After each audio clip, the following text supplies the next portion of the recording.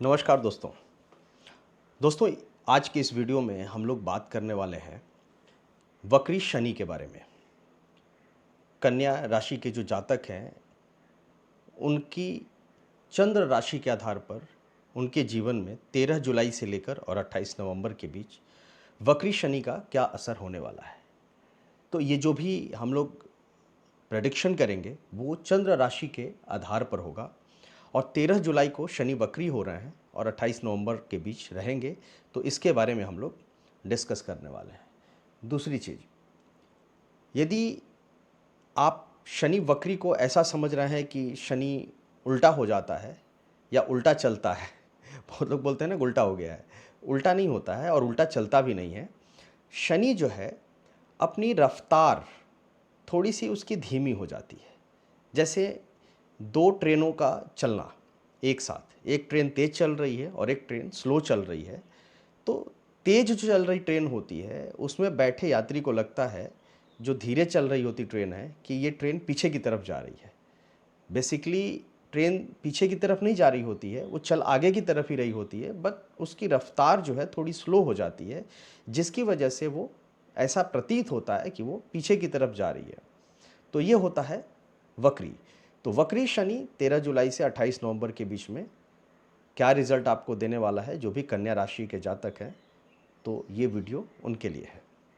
मेरा नाम वेद प्रकाश मिश्रा है और आप यदि अपनी कुंडली का विस्तृत विश्लेषण कराना चाहते हैं तो स्क्रीन पर दिए हुए नंबर या डिस्क्रिप्शन में दिए हुए नंबर पर आप हमें संपर्क कर सकते हैं। चलिए अब बताते हैं कि जो शनि है कहाँ गोचर कर रहा है अभी। देखिए, शनि मीन राशि में गोचर कर रहा है और ये अभी कुंभ राशि में फल देगा। मतलब ये फल दोनों का देगा, बट अब ये कुंभ राशि का भी आपको फल देने वाला है। शनि का जो गोचर होगा, इस बीच आपको क्या क्या ऐसा देखने को मिलेगा अपनी जीवन में, वो थोड़ा सा हम लोग देखते हैं। आध्यात्मिक रुचि में थोड़ी सी कमी दिख रही है। जो अध्यात्म की तरफ झुकाव आपका होगा उसमें थोड़ी सी कमी देखने को आपको मिल सकती है।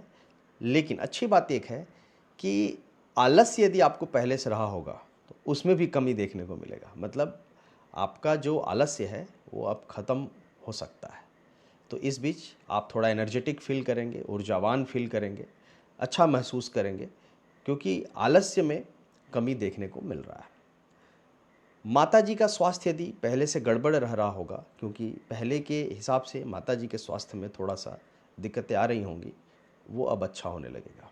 तो ये भी आपके लिए एक पॉजिटिव पॉइंट है। आपके भौतिक सुख सुविधाओं में वृद्धि होगी। भौतिक सुख सुविधाएं क्या है? अच्छा गाड़ी, अच्छा घर। तो गाड़ी और घर दोनों दिख रहा है। वाहन खरीद सकते हैं, प्रॉपर्टी ले सकते हैं, उसके लिए एक अच्छा यहाँ पर दिख रहा है।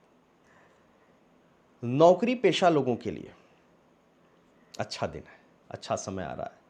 नौकरी में प्रमोशन हो सकते हैं, नौकरी में आपका सैलरी इंक्रीमेंट हो सकता है। तो इस तरीके की चीज़ें दिख रही हैं। व्यवसायी जो लोग हैं, जो व्यवसाय कर रहे हैं, उनको थोड़ा सोच समझकर व्यवसाय करना चाहिए। व्यवसाय करिए, लेकिन इन्वेस्टमेंट सोच समझकर करिए, दिक्कत आ सकती है। पार्टनरशिप यदि आप कर रहे हैं या पार्टनरशिप में हैं आप, तो पार्टनर के साथ थोड़ा बहुत मतभेद हो सकता है। सुलह समझौता करके उसको किसी तरह से आगे बढ़ाइए। लास्ट में उपाय दूंगा, परेशानियां नहीं आएंगी, घबराना नहीं है। ये एक जनरल प्रेडिक्शन मैं आपको दे रहा हूँ। शादीशुदा जीवन में तनाव की स्थिति पैदा हो सकती है, तो थोड़ा सा उसमें भी आपको मैनेज करके चलना पड़ेगा। रिसर्च वाली चीज़ों में आपका मन लगेगा। जैसे कोई रिसर्च वाली चीज़ हो, कोई भी जैसे ऑकल्ट साइंस है, उसमें आपका मन लग सकता है। कोई भी इस तरीके की रिसर्च कर रहे हो आप, या बहुत सारे स्टूडेंट होते हैं जो पीएचडी वगैरह कर रहे होते हैं, तो उनमें आपका और गहरा अध्ययन करने का मन होगा और अच्छे रिजल्ट की प्राप्ति हो सकती है। आकस्मिक लाभ हो सकते हैं आपको। मतलब कोई भी अचानक से आपको लाभ हो जाए, ऐसा दिख रहा है। एक चीज़ जो तंत्र मंत्र साधना करते हैं जो लोग, उनके लिए पॉजिटिव दिख रहा है कि तंत्र मंत्र साधना में उनका मन लगेगा। विदेश यात्रा हो या आप 500, 700, 1000 किलोमीटर के ऊपर की जो यात्रा हो, वो दिख रहा है, आप कर सकते हैं। विदेश यात्रा हो सकती है। आप पराक्रमी हो सकते हैं, मतलब आपके पराक्रम में थोड़ी-सी बढ़ोतरी होती हुई दिख रही है और पराक्रम में बढ़ोतरी होती है तो ऑब्वियसली भौतिक सुख-सुविधाएँ बढ़ ही जाती हैं। मेहनती होंगे, मेहनत करिएगा। वाणी में सुधार होते हुए दिख रहा है। कम्युनिकेशन आपकी अच्छी होगी। लोगों के साथ सामंजस्य स्थापित कर पाएँगे अपनी वाणी की वजह से। लेकिन ये जितने भी प्रेडिक्शन मैंने आपको दिए हैं, ये चंद्र राशि के आधार पर है। ये एक फाइनल प्रेडिक्शन नहीं है। फाइनल प्रेडिक्शन तब होगा जब आपकी कुंडली देखी जाएगी, क्योंकि आपकी कुंडली में ग्रह दशाओं की स्थिति क्या है और शनि की स्थिति वहाँ पर क्या है। शनि कौन से प्लैनेट के नक्षत्र में बैठा है, ये बहुत इंपॉर्टेंट है।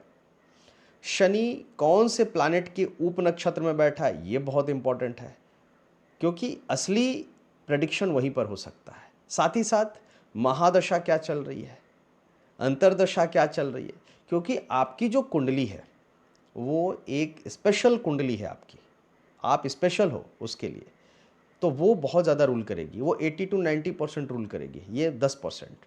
और इन जो भी हमने पॉजिटिव निगेटिव बताए हैं, इन बातों में भी आपको आपकी कुंडली में शनि यदि पॉजिटिव रहा तो पॉजिटिव रिजल्ट देखने को मिलेगा, और यदि शनि नेगेटिव रहा तो भी नेगेटिव रिजल्ट देखने को मिल सकता है।